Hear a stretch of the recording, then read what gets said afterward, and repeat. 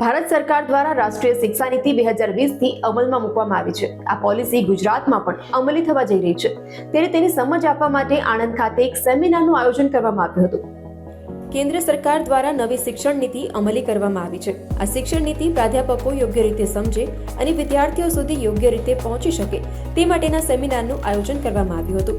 University કેવી રીતે multidisciplinary institute તરીકે કેવી રીતે પ્રસ્થાપિત કરી શકે તે માટેનું સેશન યોજવામાં આવ્યું હતું। આણંદ કોમર્સ કોલેજ દ્વારા આયોજિત આ કાર્યક્રમમાં મોટી સંખ્યામાં પ્રાધ્યાપકો જોડાયા હતા। મારું નામ પ્રિન્સિપલ ડોક્ટર સાગર દવે, કેસીજી ખાતે હાલમાં હું રાષ્ટ્રીય શિક્ષણ નીતિ માટે થઈ અને નોડલ ઓફિસર તરીકેની ભૂમિકામાં છું।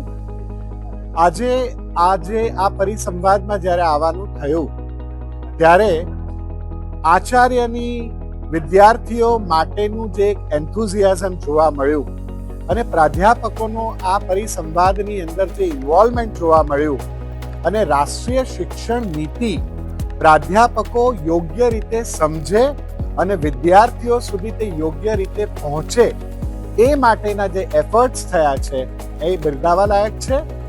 આજે મારું જે સેશન હતું એ કેવી રીતે યુનિવર્સિટીઝ એટલે કે સંસ્થાનો પોતાને મલ્ટીડિસિપ્લિનરી ઇન્સ્ટિટ્યૂટ તરીકે પ્રસ્થાપિત કરી શકે તેનું વિસ્તૃત ચર્ચા થઈ અને ખૂબ જ સરસ પ્રશ્નોત્તરી અને જવાબોના માધ્યમથી ખૂબ જ ચર્ચા એક નવા લેવલ સુધી પહોંચી એ માટે હું સંસ્થાને અભિનંદન પાઠવું છું। Thank you.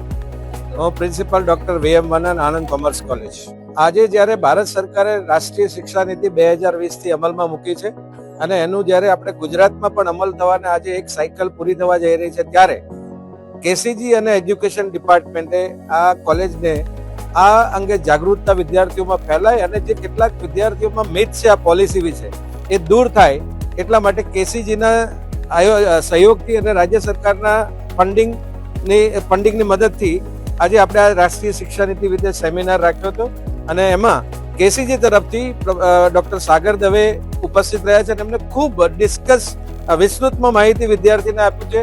મલ્ટીડિસિપ્લિનરી એજ્યુકેશન, ત્યાર પછી વેલ્યુ એજ્યુકેશન, ત્યાર પછી એન્ટ્રી એક્ઝિટ્સ અને એને કઈ ડિગ્રી મળે અને કયા પ્રવાહ સાથે એને આગળ વધવાનું છે, ભવિષ્યમાં કઈ ડિમાન્ડ છે એના અનુસંધાનમાં વિસ્તૃત માહિતી આપી છે। અને આજના સેમિનારનો આ જ આપણો ઉદ્દેશ છે કે વિદ્યાર્થી ભણવાની સાથે કંઈક એવી સ્કિલ ડેવલપ કરે જેથી કરીને એને માર્કેટમાં અનએમ્પ્લોયમેન્ટનો જે પ્રશ્ન છે એ રહે નહીં।